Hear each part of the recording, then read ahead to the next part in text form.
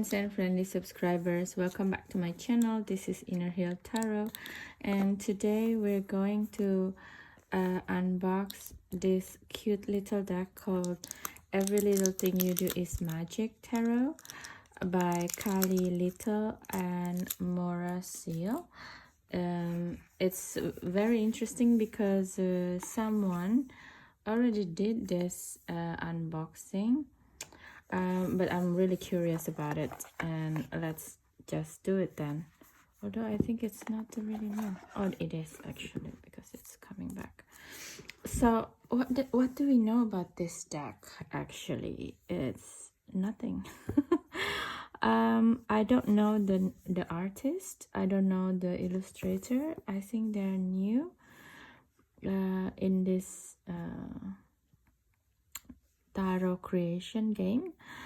It said that Kali Little is a multidisciplinary artist and writer, and Moria Seal is an artist, designer, and author. The 52 lists projects. Okay, so it's from New York, and Potter. It seems like the creation of this deck is made from all new player in the tarot world, actually, and this is quite exciting because it's not like Llewellyn or Rockpool or Los Carabiola as it is before, but it's completely different people.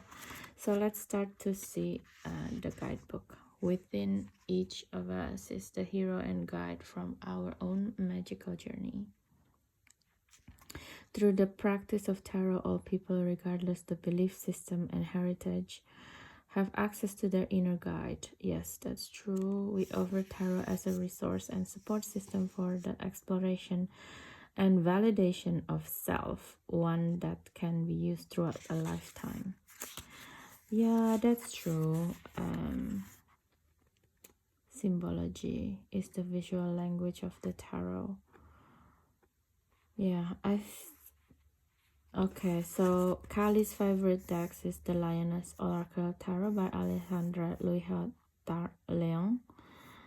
Roses, space, and big cats are persistent themes. Yeah, roses of different colors mean different things. Okay, so I think I'm going to do a little bit of energy pairing then. I'm not going to just unboxing because I have I also like the Lioness Oracle Tarot as well, so why not making it into pairing. So there's daily wisdom, theme, message, guide, calling forth mentorship. Okay, Oracle of LA. The majors are revelation. Okay, that's really interesting. And it's really interesting that she's carrying all the crystal in here. I really love this because I'm going back to my crystal practices as well. That is very, very beautiful. This is something new as well. So I never seen the mass market deck being created in this way, so it's nice. It's also work as a catalog for crystals. That is really cute, actually. Okay, let's do this, and I'm going to make it into energy pairing then. Okay, now that I bring the Lioness Oracle Tarot, let's bring the deck out actually and do this little pairing energy work. Oof. Ah, disgusting. You didn't see that. Okay. Every little thing you do is magic. It's kind of remind me of a Sting song. Every little thing you does is magic. So this one can be also for your altar. For this card, personalize your altar, crystals, photos, and small trinkets. Okay, I'm going to have to think about my own altars as well. I just moved and I haven't found space to do my altars as well. I have find a spot, but I just haven't had the time to set it up. Thank you to remind me, dear piece of altar box. Okay, so let's do this. The energy pairing, shall we? Okay, the Fool. It's very beautiful because it's a different kind of Fool, isn't it? And I think the Fool is associated with Mercury or something, but for some reason, because it's Usagi, it's a rabbit, it's kind of makes me feel like it's the Moon card as well. And it's funny, it's the landscape is quite correlated in this way between the two decks. It's very beautiful. And also with the fact of the Magician, with the 4 elements here, and the same with 4 elements here as well, only the placement is a bit different. And the animal is, instead of the lion, it's the raccoon. But the raccoon, I feel it's more correct in this way, because the lion is about it's about the strength energy, isn't it? It's about pride and everything. And to me, the energy of the Magician, it's not necessarily about pride. Sometimes a lot of the Magician energy is about trickery. And so I think with raccoon here, because they're quite tricky and they're quite smart, so I think this placement is correct and more interesting in a way. But of course, I really love this as well, because the focus on this deck, the Lioness Oracle, is about the big cat. So raccoon is not cat. So understandably, it will be a big cat there. And the High Priestess. It's very interesting. I really love the symbology that she kept with the open crown chakra with the stars here. It's quite the same. I love how correlating these two decks are actually. Why do there so many hairs? Sorry. Ugh. Okay, the Empress. Yeah, there's a correlation here. There's the pregnancy and the otter mom with the kid. In here is so cute. This thing that's very interesting though, it's very phallic as well. In the background, it makes me feel like also 3 of Wands energy with this type of flower. The Emperor. Yeah, and it's very Aries heavy. The Emperor. Oh, I love how correlating these two decks are with the coloring as well. The Hierophant. This kind of makes me feel I'm seeing the Buddhist monk. Not the Mahayana, the Hinayana style, the Theravada. They're all wearing this type of yellow robe. Why the High Priestess here? Oh, the High Priest. Yeah, okay. That's the Hierophant. They always hold the key, don't they? Where's the key here? There's no key. Very interesting. The Lovers. It's quite giving me the same vibe also between the two decks, because this is quite, to me it looks like this, and the Oyster, it has the same vibe in a way,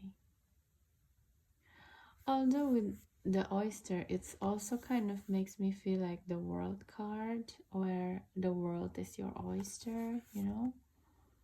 It's not necessarily the lover's feeling. I don't know. The Chariot.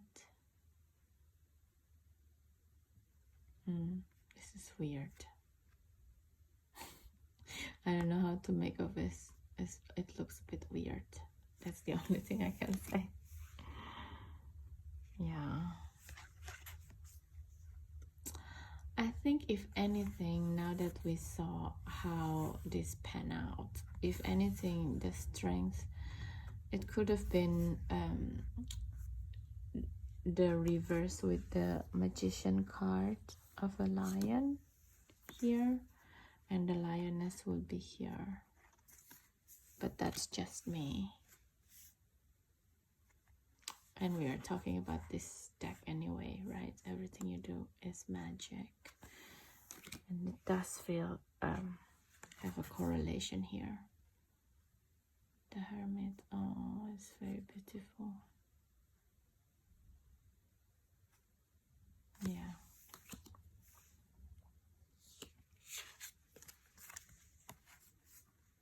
Wheel.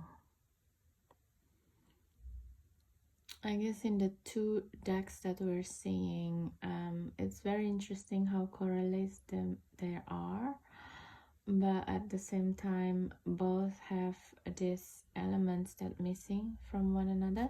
So for example, in here, the Lioness Oracle, the sense of Wheel of Fortune with the Jupiter here is very pronounced, you know, something that from Jupiter came out, and expansion.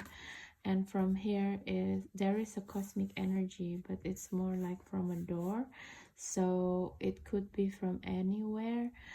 And it's also like this one is more focused on the animal body, if you will. If you want to know about this animal body feeling, there's a psychologist called Arnold Mindel, and he has books about animal body, dream body.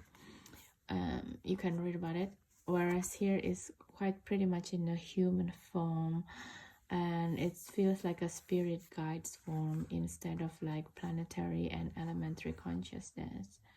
It's quite interesting take, I may say.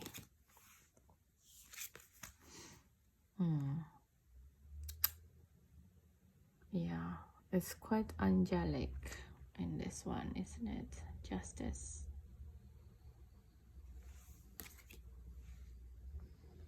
The Hanged One, the Hanged Woman. It's very beautiful. She used this shrimp. It looks like an alien.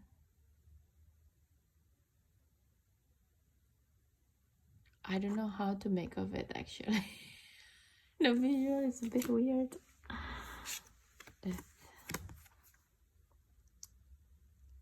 Yeah, with the vulture. Although the vulture is actually a symbol of Sagittarius in the older times, so it's very interesting become the death vultures, because death is in the Scorpio, right? Interesting. Yeah, it's like the wing messenger, the angel for temperance.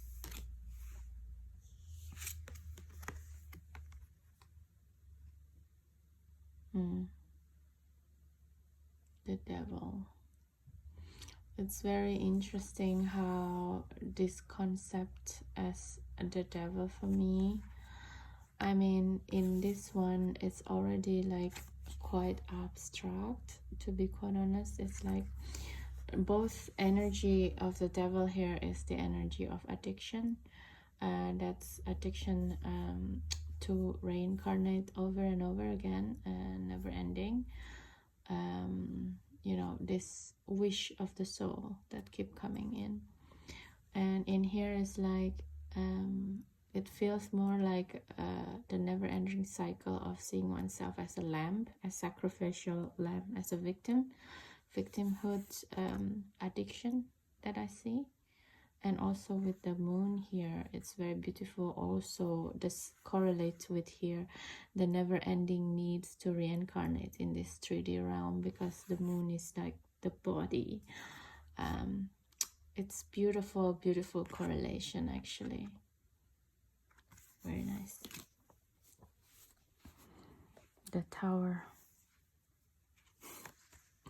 It's funny how they instead of the destruction, it's like the flower. That's very clever, actually, but it's a little bit of running away running away feeling from what the tower moment's supposed to bring. It's like destruction, and instead it's bringing like flowers. Very interesting feeling that I get. This correlation to this.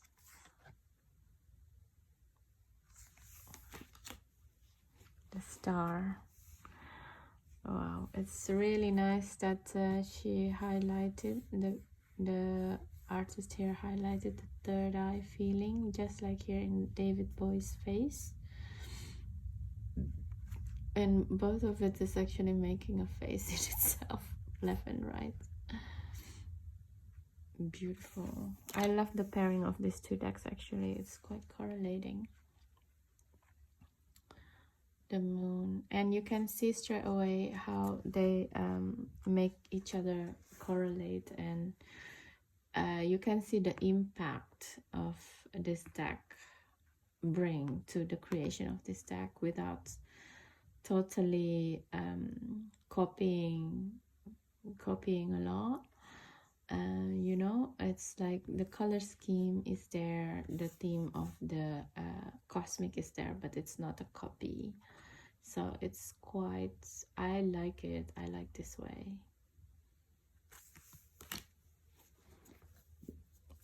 Make it beautiful. And one is mass market, one is indie deck. It's just nice to see this type of decks together, that's bridging the gap, bridging between the mass market and the indie deck, you know, because it feels to me that both deck carries almost similar energy, and at the same time you can use both as reading.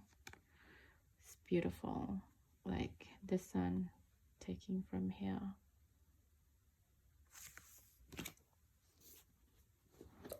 Judgment.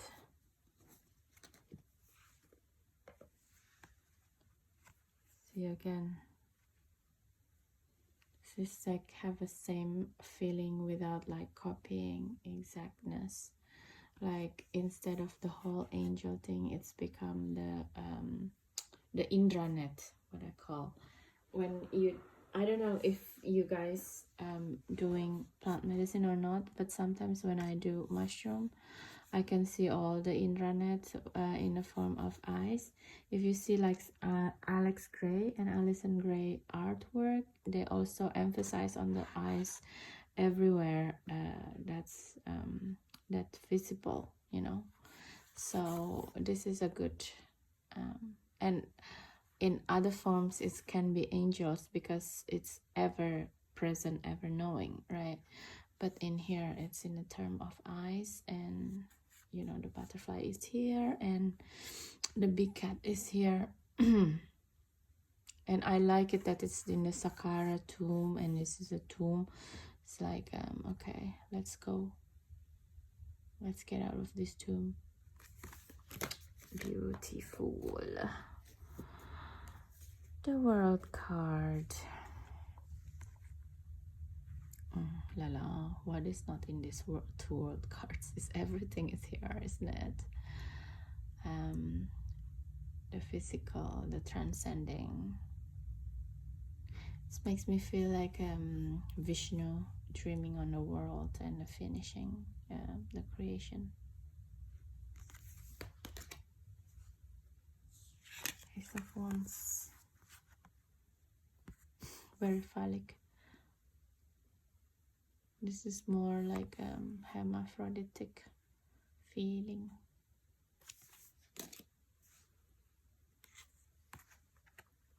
Two of Wands.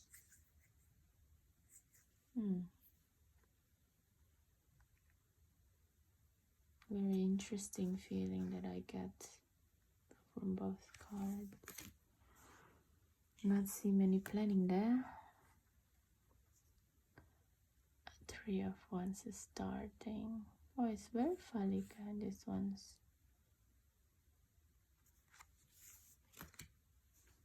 And in a way, I like how balancing each other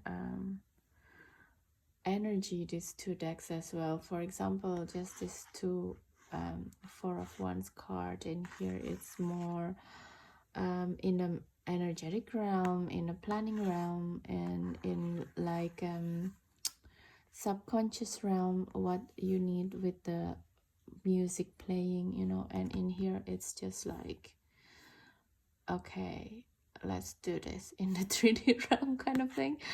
So it feels like in here it's like, yeah, you want to have a rose garden, let's do it. And then he's like, okay, let's make it. You know, it's like, it's a very beautiful 3D and 5D realm. Interpretation of Four of Wands is beautiful. I love this. And the Five of Wands energy, of course, is instead of cheetah is the puppies. Oh, beautiful. Six of Wands. Oh my god, what is not in here? Again, it felt like in here it's more like the higher realm feeling of Six of Wands victory. It's more like a celebratory in a spirit level, in a passion level, like, yeah, we do our passion, come on, this is it. And in here it's like Six of Wands. It's more like earthly level, when a pig find a truffle or something. It's the perfect embodiment in the 3D realm is becoming a pig, and that eating mushrooms, because the two organisms is like effortlessness, you know. It's a victory in a way to be alive as a mushroom or as a piggy, right? It's beautiful. And this one's energy have a very heavy earth energy as well. So it's like a triumph how to embody the earth in the spirit, yeah, as a spirit. Seven of Wands. It's beautiful.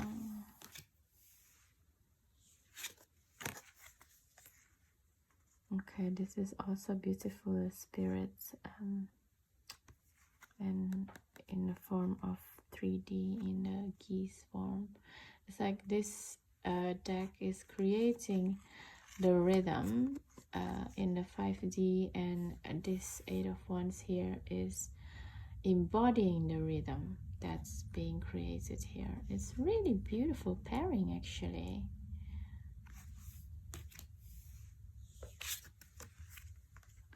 Nine of Wands. Oh, such beautiful.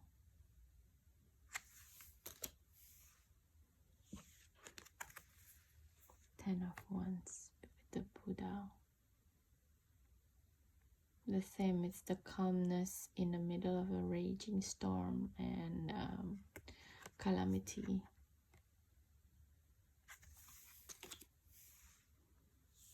Apprentice and Page.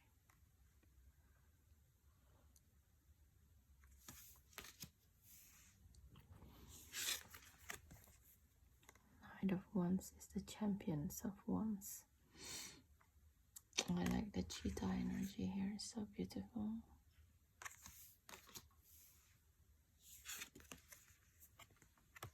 Queen of Wands is the Oracle of Wands.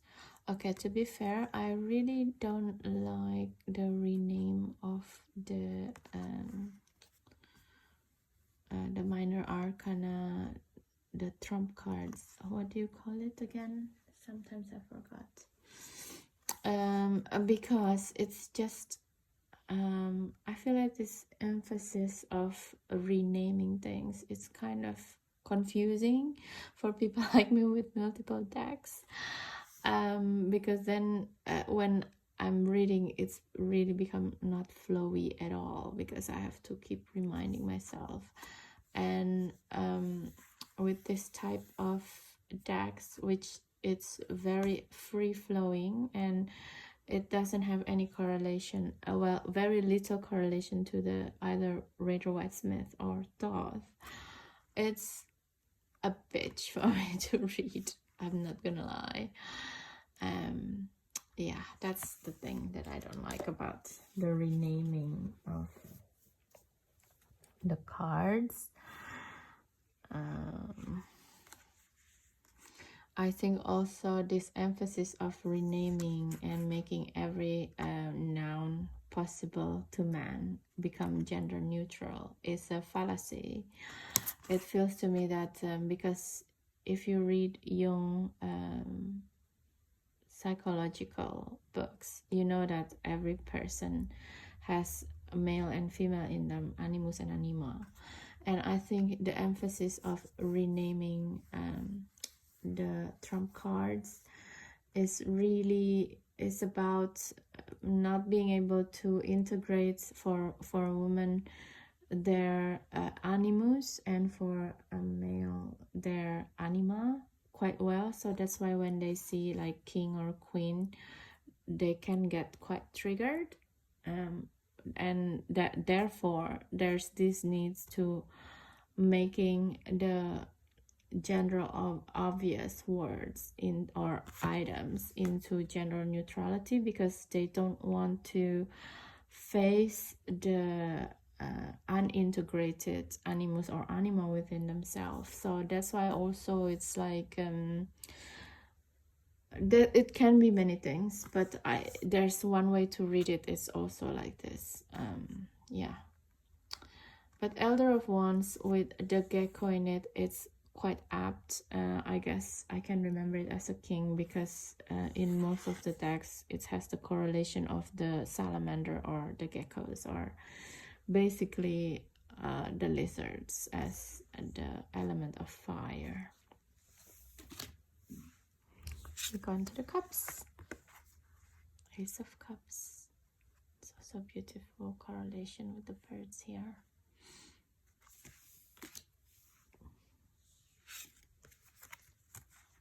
Two of Cups, two of kittens. So adorable. Who doesn't want to have them?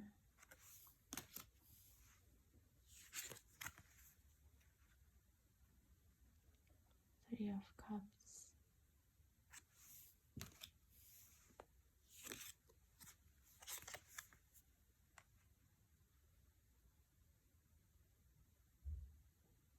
That is really beautiful.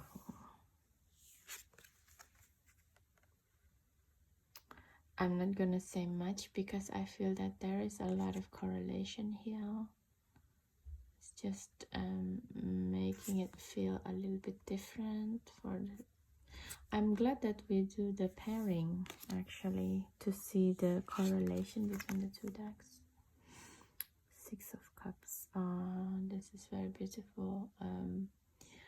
Very nice childhood memory feeling from both decks actually. Seven of Cups.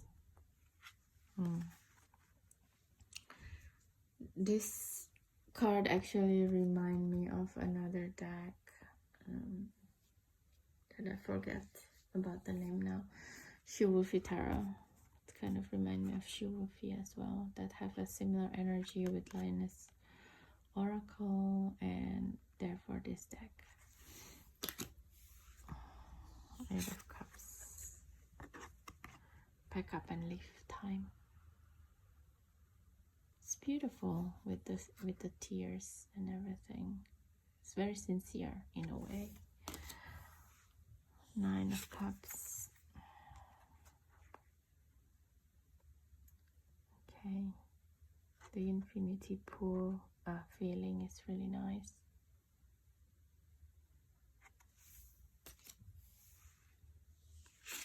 Oh, with the foxy. This is beautiful card.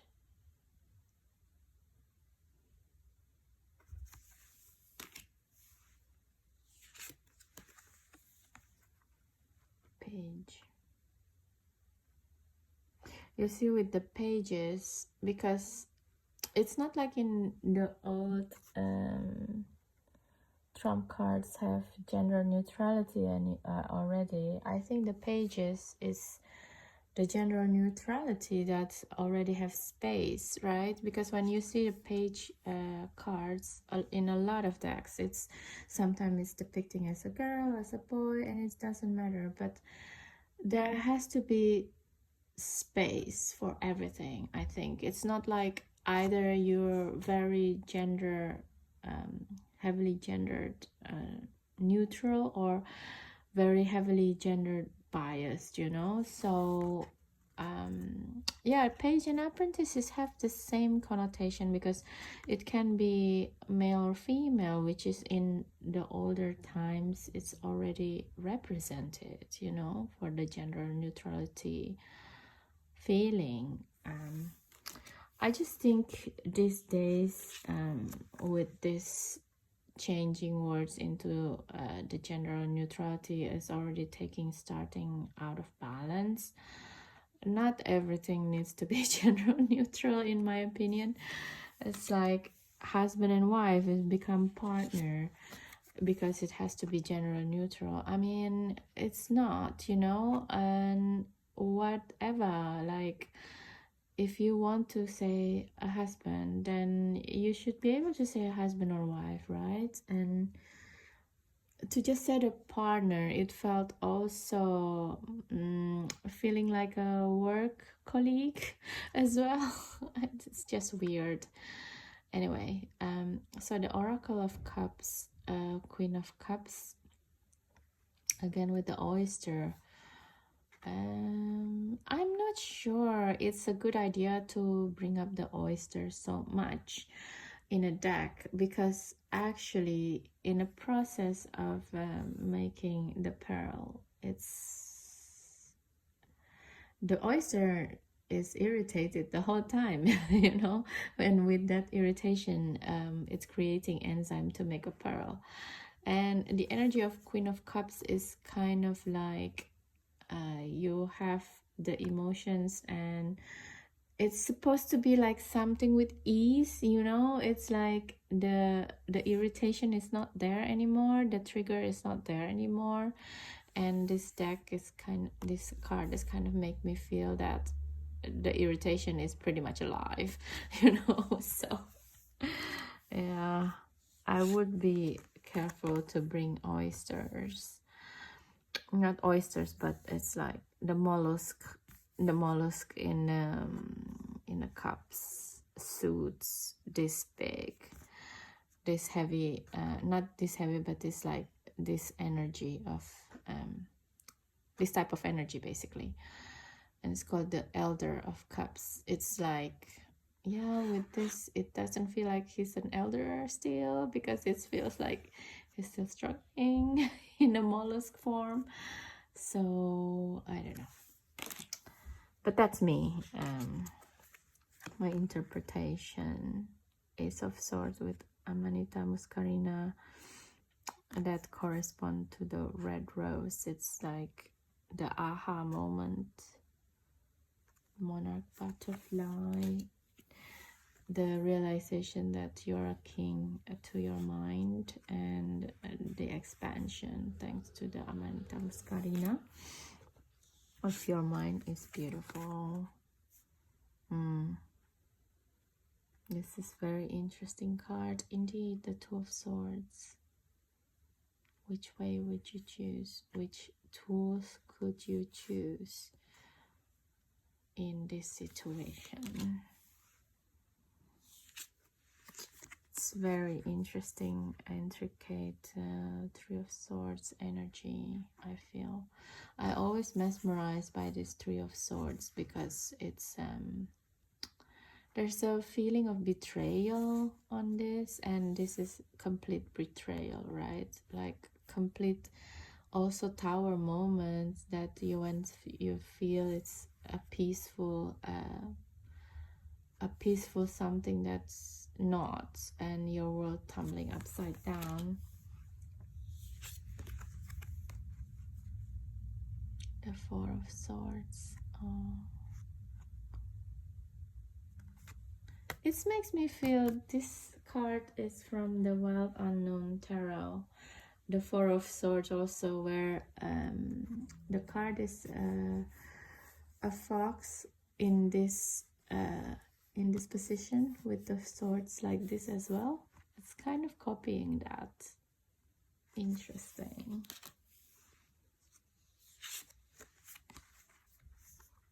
Five of Swords. Wow. What a binding kerfuffle, disorganized pattern of mind is this, huh? Beautiful card. Six of Swords. The puffin birds going to a better. I just realized the feet here. One in fire, one in the water. We're in the cunning energy here. Both cunning energy.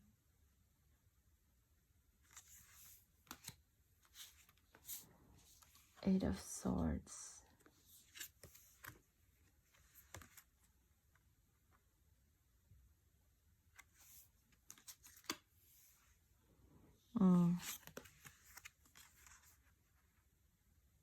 Yawning the nightmare away, and this is with the Nosferatu and the blue cat that's really scared.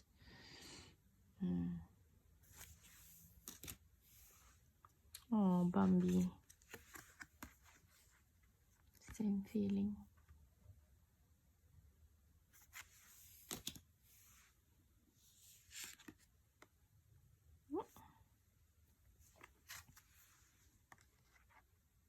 So many hairs in this video. I hope you're not grossed out.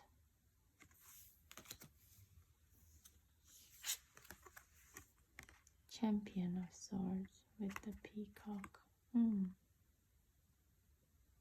Yeah, why not? Because this is all the mines and you got full of it.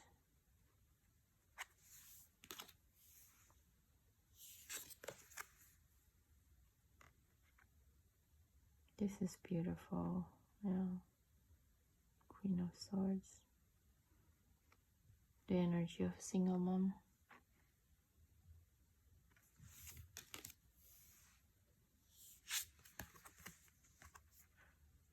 The Elder of Swords. Rodin, the thinker. This is funny.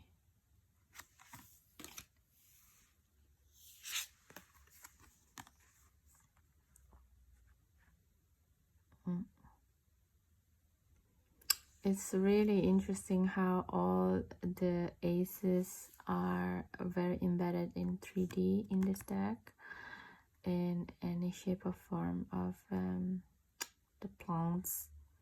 In a way, it's all seeds, isn't it? It's very good, the emphasis on seeds. And Two of Pentacles. Oh yeah, this is really apt. The turtle that's going around the world just to come back to lay eggs in the same place where it got its birthed. It's born, basically.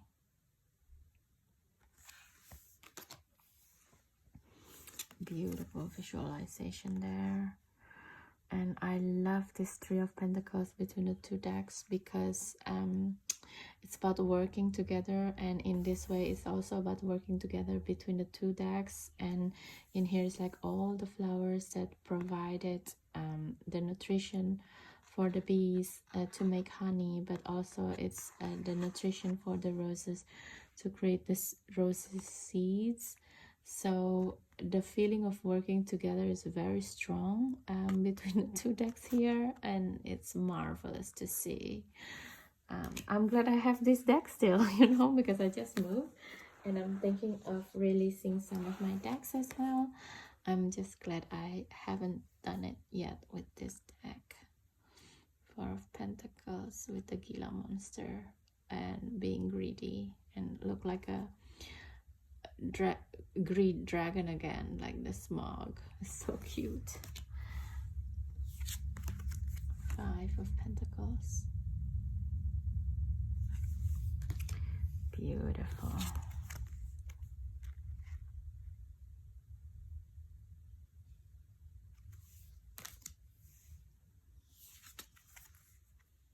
Seven of Pentacles with the patience.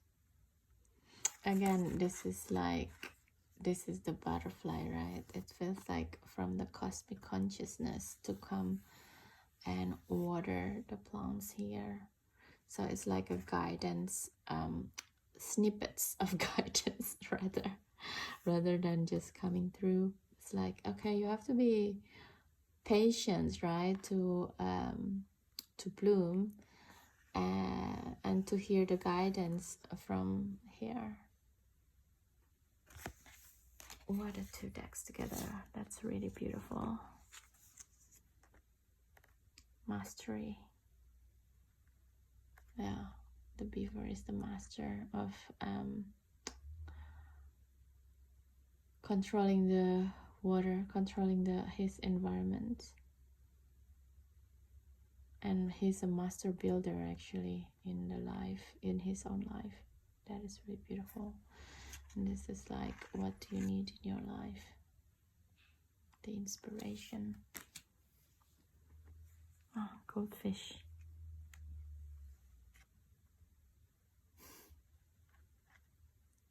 It's very interesting to have a goldfish in here, because I feel that because goldfish is very famous for its attention span. That's only like 9 seconds, and then it's just the memory blank again. So it feels like, okay, just be happy for what you have here, because this is not forever, and it's just be here now kind of energy. Beautiful.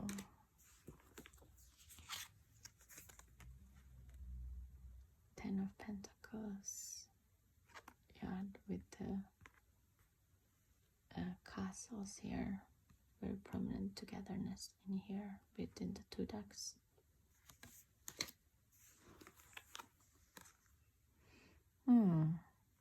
Crab as a page of Pentacles. Interesting. Okay. I don't really totally get that one, but champion. Yeah, of course. With the dung beetle. Of course. The mother. The big belly. It's very interesting, the two decks pronouncing in the bigness of the female figure here.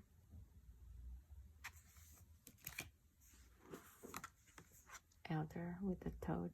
Yeah, of course, the Elder of Pentacles with this toad is really apt, because a lot of times in the Chinese mythology, the toad is like someone who get money and never get out of it. There's like a little bit of hoarder energy, but it's also like, okay, I have the world, you know. And this is the back of the deck. And yeah, so what do we think about these two decks together and also at the same time by itself? I feel that these two decks is pairing very well, but because this is the unboxing of this Everything You Do Is Magic, Everything You Do Is Magic Tarot. So let's talk about this deck actually more. Yeah, I feel like this deck is very interesting, to say the least, because yeah, when I see it by itself like this, I can't feel the correlation with the other decks, you know. It felt like original to me in illustration, and I think what's happening here about the correlation with particularly in this deck, because this is like one of favorite from the artist. What happening here is like more things that happen in subconsciously or unconsciously. Like for example, the Four of Swords deck, no, card that makes me almost immediately thinking about the Wild Unknown Tarot Four of Swords. My deck is somewhere. I haven't unboxed it, so everything, so I didn't bring the card. But for example, like the Tower card like this, I'm a little bit worried actually looking at the Tower card like this, because there's a heavy feeling of spiritual bypassing, you know, like Tower moment should be like something that fundamentally shake you to the core, but this one is like, yeah, this is like a false alarm kind of feeling, because it's like flower and it's like a visual illusion in a way. I'm a little bit uncomfortable with this one. Yeah, but I think for a mass market deck with the price that they put in the tag and the seriousness of creating this deck, I would give it like a 9 or an 8 out of 10 to work with this deck, because you can see the work and you can see the understanding of the mythology. On top of that, adding the animal spirit in it, it's really not easy actually to make this deck. However, I wish that they don't put such a big border like this and just make the image bigger, because I feel that with the big border like this, it's always kind of hindering me to read in a more fullness, you know. I'm always kind of wondering what behind this border could have been. And so, and also the picture is the same with the color of the border, the illustration. It's kind of distracting. I wish if they make a border, a thin one, just make it black or something, or white, just like this one, because the image in itself, it's already quite busy. To add another busy border is a little bit difficult on the eyes to really see what's going on inside the image.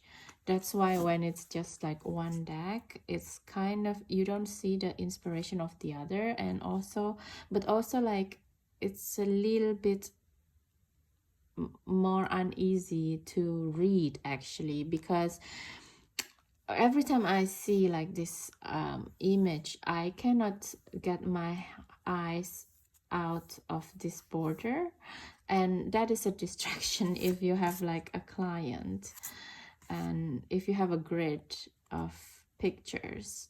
It's a bit annoying actually to read in this way. And also another thing is, I think right now in the market there's a lot of deck actually borderless, so to have like such a big elaborated border, in a way it's kind of a bravado, and it's kind of like very different from the others and what's happening right now, sure, but also you have to think about the more important thing is what's happening in your image. You know, your image is already very beautiful, but because of the border, it's kind of hindering people. Well, it's hindering me to read it in a more fluent manner, basically. You see, when it's, the illustration is very thin like this, it's very subtle, it kind of work with the big border. But when, like for example like this, you want to see the fullness of the effects of this Five of Swords energy. It's beautiful illustration, but I cannot feel the the fullness of the energy because of this fucking border. Sorry, my French. But yeah, but that's me. So what about the cardstock? The cardstock is also really beautiful. I think it's not bowing, it's not glossy, it's semi glossy, and it has a really interesting texture in my hand. It's not linen, it's not linen texture, and also it's not very thick, but yet it's sturdy, the card, you know. I don't want to make it. So there's a very interesting feeling actually. So let's also just ask the cards, what does it feel? Yeah, this looks quite okay to shuffle, and let's ask the cards, what kind of energy do you want to work with, my dear friends and friendly subscriber, if they so choose you as their deck. Let's bring 3. This guy's coming out immediately. Let's see. The reverse of Apprentice of Cups, which is the Page of Cups. So basically when you're lost and yeah, you don't know what to do really, like, because Apprentice of Cups is somehow also apprentice, the pages are the messenger, the what do you call it, the angels, the messenger. And when you feel like there's nobody can guide you in especially maybe the emotional side of things, you can use this deck. This is very strongly came out from the deck. And then how does the deck would like to help you with? Oh, the energy of the Elder Cups. You see, the King of Cups. Yeah, it's one to guide you in the emotional realm and really clearly judged if things how things can be improved, or how things can be alleviated, and how do you see things from the higher perspective, right? So from the state of no guidance at all, and you know, confusion in a way, into like, okay, I got your back, people, kind of energy. I got your back, you can trust on me in this. So I guess that's that, my unboxing review and energy pairing video today. It's already 48 minutes. I guess that means that this deck relate very well with me, because normally I only spend 30 minutes on unboxing video. I'm very curious about this deck actually, even though it's mass market, and the fact that it has the again the songs, the mood music, is it even, yeah, the scents and the crystal. So it's kind of like heighten all the things that you want to know about tarot, and it felt like not necessarily